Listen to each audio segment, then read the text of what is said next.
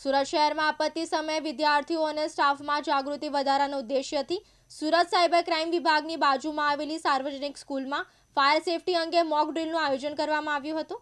આ mock drill દરમિયાન આગ લાગ્યાની પરિસ્થિતિ કેવી રીતે સંભાળવી તેની જીવંત તાલીમ આપવામાં આવી હતી. મોક ડ્રીલ માટે મજુરા ફાયર સ્ટેશનની એક ફાયર બ્રિગેડ ગાડી ઘટના સ્થળે પહોંચી હતી. ફાયર વિભાગના જવાનોએ સમયસર રેસ્ક્યુ કામગીરી શરૂ કરી આગ પર કાબૂ મેળવવાની રીતનું પ્રદર્શન કર્યું હતું. મારું નામ કાંતિભાઈ છનાભાઈ ભગરિયા. સુરત ઇમરજન્સી સર્વિસમાં જે 26 વર્ષ થાય છે મને નોકરી કરતા. અત્યારે હું આ મજુરા ફાયર સ્ટેશન પર સબ ઓફિસર તરીકે ફરજ બજાવું છું. જી સર, આજે સરકારી સ્કૂલમાં નાના બાળકોને એક મોક ડ્રીલ લઈને ખાસ આયોજન કરવામાં આવ્યું છે. કેવી રીતના બાળકોને પ્રોત્સાહિત કરવામાં આવે, કઈ રીતે માહિતગાર કરવામાં આવે?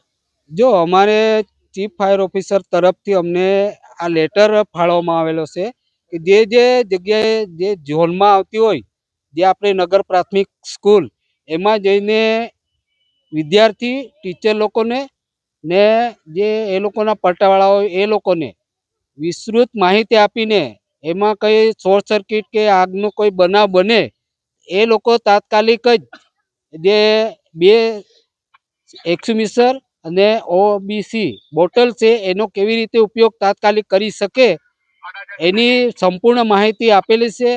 પછી પૂર્વ વખતે હું વસ્તુ યુઝ કરવાની, કેવી રીતે બચવું એ રીતે એ લોકોને માહિતી આપેલી છે. ત્યાર પછી ભૂકંપ થાય કે કંઈ બી થાય, કંઈ બી આમ તેમ હોનારત થાય તો આપણે બહુ ડરી નહીં જવાનું, હિંમત રાખીને આપણે નીકળવાની કોશિશ કરવાની, એ રીતે એમને વિસ્તૃત માહિતી આપેલી છે. સાહેબ, આ સ્કૂલ કઈ જગ્યા પર? આ અઠવા લાઇન્સ પોલીસ હેડક્વાર્ટરની બાજુમાં જ. મારું નામ બિનિતા વી સુરતી છે.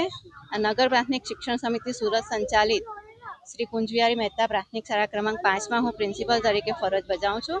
અત્યારે હાલમાં શાળા સલામતી સપ્તાહ 2026 ચાલી રહ્યો છે. એના અનુસંધાને મજુરા ફાયર સ્ટેશનમાંથી અમારા શાળાના બાળકો માટે ફાયરની મોક ડ્રીલ તેમજ ફાયરના તમામ સાધનોનું ડેમોન્સ્ટ્રેશન કરાવવામાં આવ્યું છે. અને આવી ઇમરજન્સી અલગ અલગ સર્વિસ કે કોઈ પક્ષી કશે ફસાઈ ગયું છે કે કોઈ ઘરમાં કંઈ બંધ થઈ ગયું છે, આગ લાગી ત્યારે શું શું કરવું જોઈએ ને કયા નંબર પર કોલ કરવો જોઈએ તેની બધી સમજ બાળકોને આપવામાં આવી છે.